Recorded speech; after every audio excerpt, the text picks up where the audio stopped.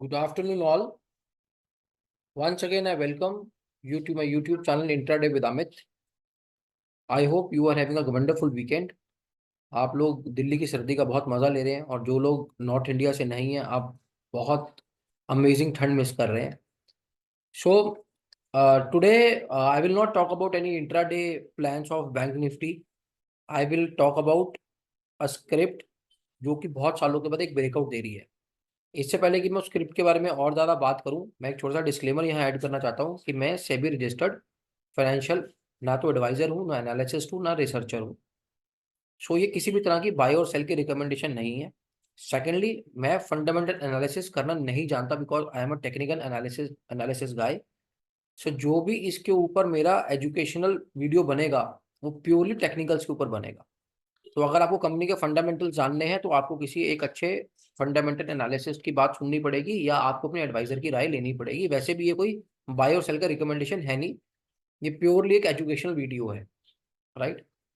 और I will repeat in English that I am not a registered SEBI financial advisor, analysis और researcher.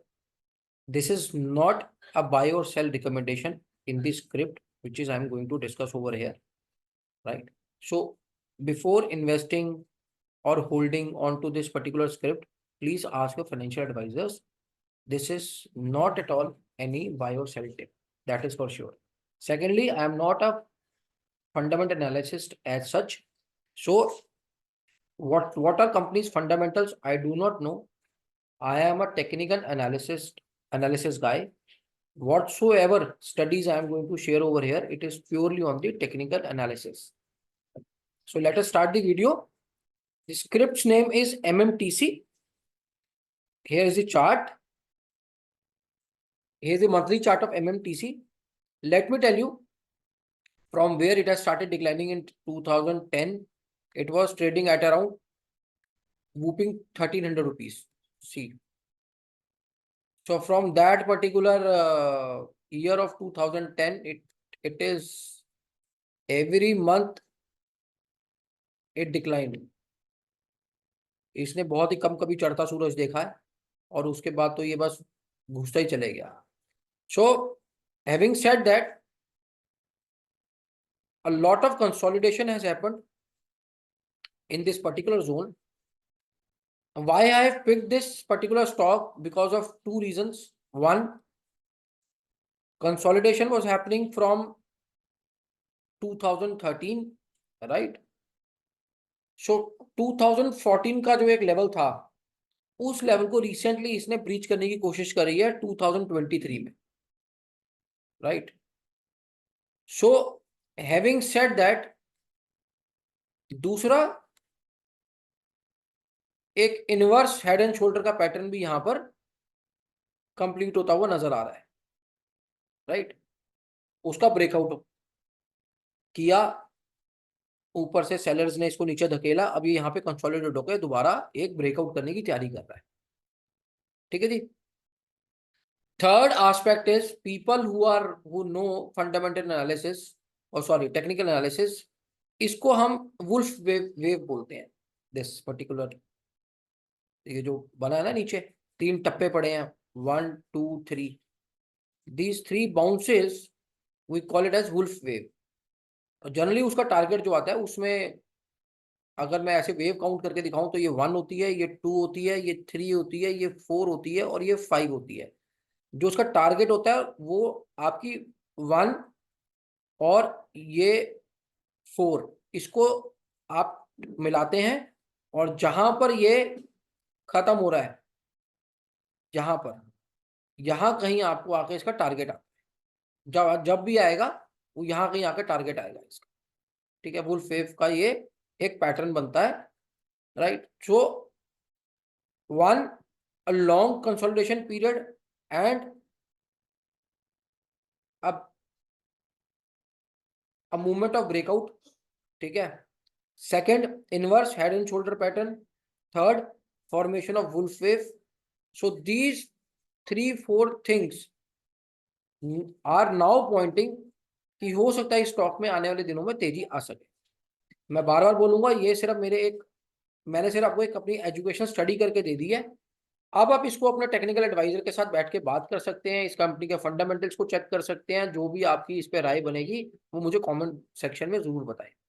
ठीक है, आने वाले दिनों में ये सक्सेसफुली 63 रुपीज 71 रुपीज वाला, 70 रुपए वाला लेवल अगर तोड़ के ऊपर ट्रेड करने लगता है, तो as far as technical analysis concern, तो वो ये पूरी जो डेप्थ है ये 40 रुपए की, ये 42 रुपीज से लेके 72 रुपीज से लेके यहाँ तक 11 रुपीज तक, तो तकरीबन ये 60 रुपए की डेप्थ है। तो यहाँ से 60 रुपए और ऊपर, मतलब 72 रुपए से 60 रुपए और ऊपर 140 रुपए तक ये जाने की उम्मीद है। और यहाँ पे आपको हल्का सा 140 रुपए के आसपास रेजिस्टेंस भी देखने को मिल सकता है। ये मैंने 186 पे ऑलरेडी मार्किंग कर रखी है।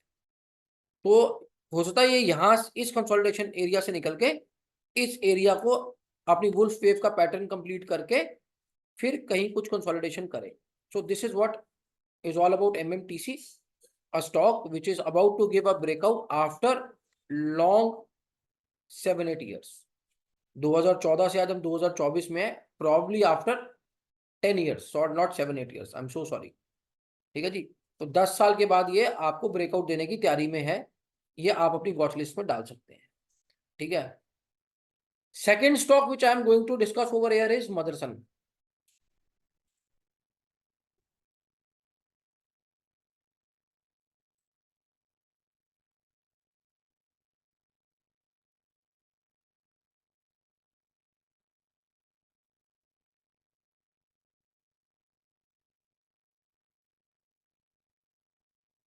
हम इसका वीकली चार्ट लगाते हैं।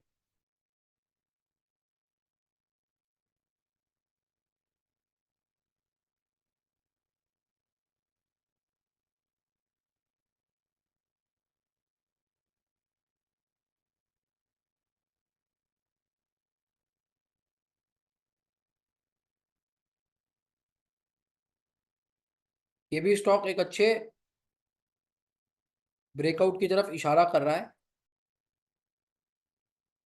Right. If it happily closes above the levels of 67, 60, 68 rupees, then a new high is about to come in this stock. So a lot of correction has already been happened। ये तकरीबन 2022, फिर इसे 2023, और उसके बाद अब ये दोबारा कंसोलिडेट होके एक ब्रेकआउट की तैयारी में है। So this is the another stock जो आप अपनी वॉच लिस्ट में रख सकते हैं, right.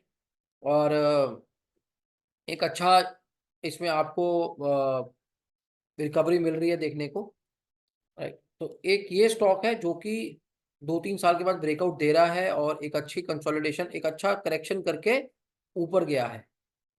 So this is another stock you can watch out for, Motherson. Again I am not saying you have to buy it, you have to hold on to it, there is no such recommendation from my side. बस yes, मुझे stock अच्छा लगा, मुझे लगा कि इसमें दम है, और ये अगर अब की बार ब्रेकआउट मारेगा तो एक नया हाई लगाने जाएगा। सो यहाँ पर आप इस एरिया में इसको आप अपने फाइनेंशियल एडवाइजर के साथ बात कर सकते हैं स्टॉक के बारे में, इस कंपनी के फंडामेंटल्स को चेक कर सकते हैं। अगर आपको लगा कि हाँ मेरे प्राइस एनालिसिस में दम है, तो आप अपना कुछ इसके ऊपर आप अपनी कोई पोजीशंस के बारे में सोच सकते हैं with due diligence, right. So these are the two stocks which I was watching. तो मुझे लगा इसके बारे में मुझे आपको बताना चाहिए। And do check my video in the evening for tomorrow's analysis for Bank Nifty, which I'm going to post. And I wish you all the very best in your investing journey. And this is your host and host Amit Singh. Goodbye. Thank you.